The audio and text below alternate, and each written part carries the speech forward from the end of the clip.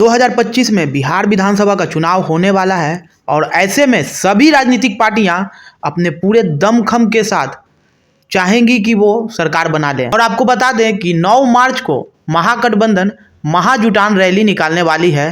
तो आखिरकार ये रैली क्यों निकाली जा रही है, इस रैली में मुद्दे क्या होंगे, की जानकारी लेने के लिए हम पहुंचे हैं फुलवारी के माननीय विधायक गोपाल रविदास जी के पास। तो चलिए बात करते हैं, लेकिन आगे बढ़ने से पहले नमस्कार, मैं प्रकाश चंद्र और आप देख रहे हैं बेखौफ आवाज। तो सर, सुनने में आया है कि 9 मार्च को महागठबंधन की तरफ से महाजुटान रैली निकाली जा रही है।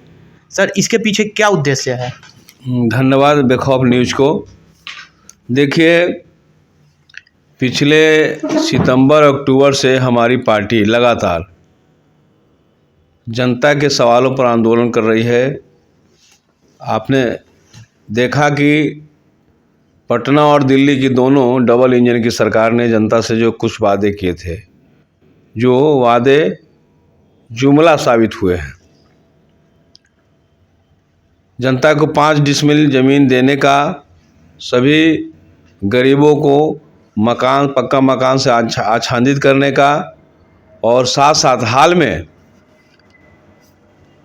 बिहार में जो आर्थिक सर्वेक्षण हुआ, जातीय जनगणना हुई, उसमें 95 लाख परिवार ऐसे हैं जो मामूली रकम यानी 6,000 रुपये की आमदनी पर जिंदा रहते हैं। ऐसे लोगों को सरकार ने 2-2 लाख रुपया देने का वादा की थी। वो मात्र छलावा साबित हो रहे हैं, जिसके लेकर के हम लोगों ने पूरे बिहार के तमाम अंचलों पर, क्योंकि इसके साथ ही एक शर्त जोड़ दी गई, 2 लाख रुपया उन्हीं लोगों को मिलेगा, सरकार देगी, जिनका 70,000 से कम का आय प्रमाण पत्र होगा। सरकार ने घोषणा कर दी, लेकिन नीचे में जो अंचलाधिकारी है जिनको सर्टिफिकेट देना है, वो 70,000 नहीं बल्कि 90 से लेकर 1 लाख से कम का नहीं दे रहे हैं। तब तो सर किसी को फिर मिलेगा ही नहीं। तो ऐसे स्थिति में गरीबों को पैसा मिलने नहीं जा रहा है। हम लोगों ने कहा कि नीतीश जी, पिछले समय भारत के प्रधानमंत्री नरेंद्र मोदी ने सभी गरीबों को 15-15 लाख रुपए खाता में देने और 2 करोड़ प्रत्येक वर्ष नौजवानों को रोजगार देने का वादा करके वोट तो हासिल कर गई, लेकिन वो जुमला साबित हो गया। इस बार आपकी घोषणा को हम जुमला साबित होने नहीं देंगे। हर हालत में गरीबों को 2-2 लाख रुपया देना पड़ेगा, 70,000 से कम का आय प्रमाण पत्र बनाना पड़ेगा, नहीं तो आपको सीधा जनता से माफ़ी मांगना पड़ेगा। सर, देखा गया है कि आप आंदोलन का हिस्सा भी रहे हैं। जो गरीब लोग, चाहे फुलवारी ब्लॉक पे हो या फिर पुनपुन ब्लॉक पे हो, जब आंदोलन करते दिखे तो आप उस आंदोलन का हिस्सा भी रहे हैं, क्या कहिएगा? तो इसलिए इसको लेकर के पूरे बिहार में फुलवारी सहित ब्लॉक को घेरने का काम किया गया, अंचलाधिकारी को घेरने का काम किया गया, और सरकार के सामने हम लोगों ने जो जनता के जो गुस्से थे उस गुस्से को प्रकट करने का काम किया, और अंततः दबाव में आकर के अभी फुलवारी के अंदर में 800 आय प्रमाण पत्र बनाना पड़ा है। उसी तरह संपूर्ण बिहार में चल रहे हैं। मतलब जीत की पहल शुरू हो चुकी हाँ, है। ये जीत मिला है, लड़े हैं, और साथ साथ जमीन तो मिला नहीं, लेकिन सरकार क्या कर रही है कि आहर, पोखर, नदी, नाला किनारे जो रह रहे हैं उनको बुलडोजर के नाम से उजाड़ने का काम कर रही है। तो पिछले समय सरकार को हमने पीछे ढकेला था, पीछे हटाया था, बिना वैकल्पिक व्यवस्था को उजाड़ने पर रोक लगाने का, लेकिन फिर उत्तर प्रदेश की तर्ज पर जो भाजपा की सरकार है वो सीधे नीतीश जी को पीछे छोड़ करके वो आगे आ गई है, और उत्तर प्रदेश के राज्य में जोगी मॉडल यहाँ स्थापित करने का काम कर रहा है, जिसके खिलाफ हम लोगों ने लगातार आंदोलन किया। और बिहार में गरीब जागरूक हो चुके हैं, और इनको हर हालत में अपने जो वादा किए थे उस वादा को अमल में लाना होगा, नहीं तो सरकार को जाना तय है। हम लोगों ने दूसरा चरण में देखा कि पूरे मध्य बिहार के अंदर में पटना सहित गया, जहानाबाद और नवादा और औरंगाबाद के इलाके में जो सरकार न्याय के साथ विकास की बात बोल रही है, कानून की बात बोल रही है, नवादा में 80 घर महादलित समुदाय को, जो रविदास जाति के, मुसर जाति के लोग थे, उनको लैंड सर्वे के नाम पर उजाड़ने का काम किया है, जला दिया गया रात में। कहिए कि सचेत लोग थे जिससे वो लोग बचे। बगल के जो नवादा जिला है, औरंगाबाद है, वहाँ पर गरीबों को अपने मजदूरी मांगने पर सज्जन मांझी के दोनों बाहें काट दी गई, बेचारा आज अनाथ हो गया है। और यह सब कार्रवाई में कहीं न कहीं पटना जिला में भी देखिए बलात्कार की घटनाएं चल रही है। भोजपुर में सुरक्षित लोग नहीं है, बराबर गरीबों पर हमला चल रहा है। जमीन के टुकड़ा पर मजदूरी मांगने के सवाल पर इज्जत आबरू कहती है सरकार बेटी बचाओ बेटी पढ़ाओ, लेकिन बेटियां सुरक्षित आज नहीं है। उसके खिलाफ हम लोगों ने आंदोलन किया और हजारों की संख्या में जन सैलाब उमड़ा है।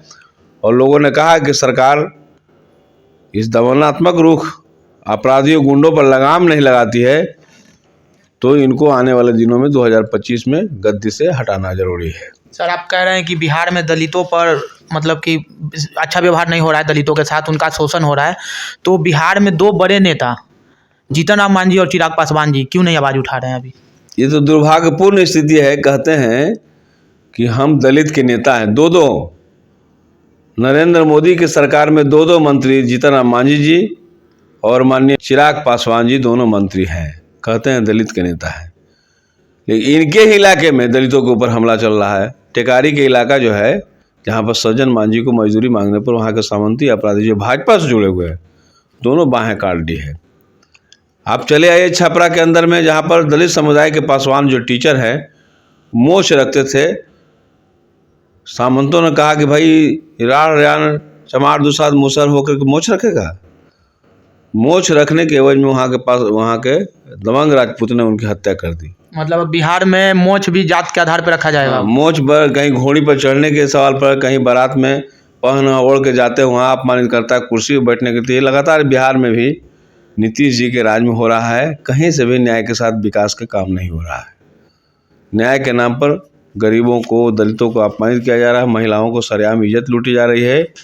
और विकास के नाम पर आप तो देख ही रहे हैं, विकास के नाम पर लगातार जो पुल पुलिया बन रहे हैं, ढह रहे हैं, गिर रहे हैं, ये विकास का पैमाना इनका है।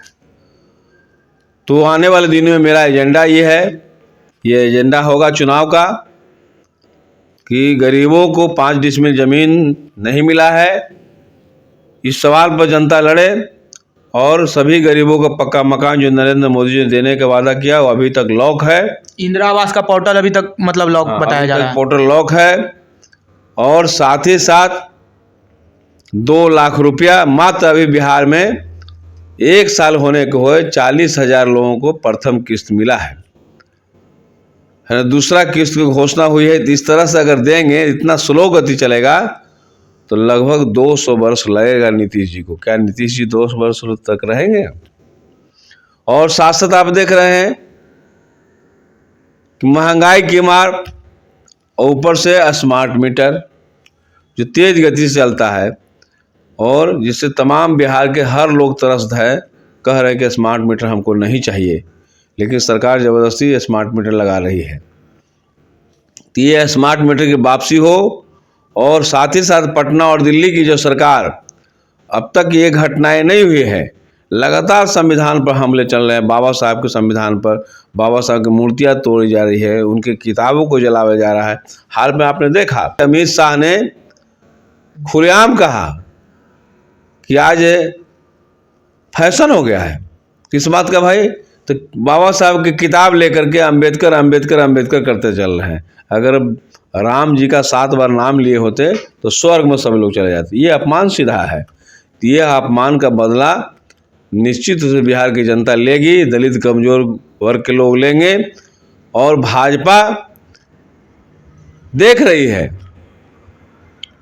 धीरे धीरे कि बिहार कमजोर होते जा रहा है। नीतीश कुमार जो बूढ़े हो गए हैं, अब पहले की स्थिति में नहीं है। वो रात को दिन बोल रहे हैं, अनाप शनाप बोल रहे हैं। इन्हीं सब चीज़ों को भांप कर भारतीय जनता पार्टी की कोशिश है कि इनके विधायकों को और एमपी को खरीद फरोख्त के मिला लें, अपने टीम में कमजोर कर दें और नीतीश की जगह भारतीय जनता पार्टी की कंधी पर शामिल हो जाए। तो इनका चरित्र तो जानते ही हैं, चरित्र महिला विरोधी है, दलित विरोधी है, मजदूर विरोधी है। भारतीय जनता पार्टी सबसे खतरनाक पार्टी है, वो महिलाओं के ऊपर हमला ज़्यादा करती है। हाल में देखा कि अटल बिहारी वाजपेयी के 100वां जन्म दिवस मनाया जा रहा है, जहाँ पर देवी गायिका को बुलाया गया और देवी गायिका ने सम्मान में महात्मा गांधी की गीत रघुपति राघव राजा राम पति तपापन सीताराम जैसे ही गाया तो तमाम जो बड़े नेता थे, अश्वनी कुमार चौबे से लेकर सीपी ठाकुर, सब आग बबूला हो गए। मतलब अब राम का भी गाना पसंद नहीं आ रहा है। अब राम को, जिस राम के नाम पर वोट लेने के काम किए थे, अब राम और सीता से भी परहेज कर रहे हैं, उनको अपमानित करने पर उतर गए हैं और देवी गायिका को जबरदस्ती कहा कि तुमको माफ़ी मांगना पड़ा। तो चिरहने है सीधा। तो महिलाओं को भी नहीं छोड़ रहे हैं, दलित पर हमला कर रहे हैं, मुसलमानों को वक़्फ़ के नाम पर जो है तंग तबाह कर रहे हैं। तो ये तमाम एजेंडे हमारे सामने है। स्मार्ट मीटर से लेकर ज़मीन, 5 डिसमिल ज़मीन, 2 लाख रुपये, ये चुनावी एजेंडे हैं।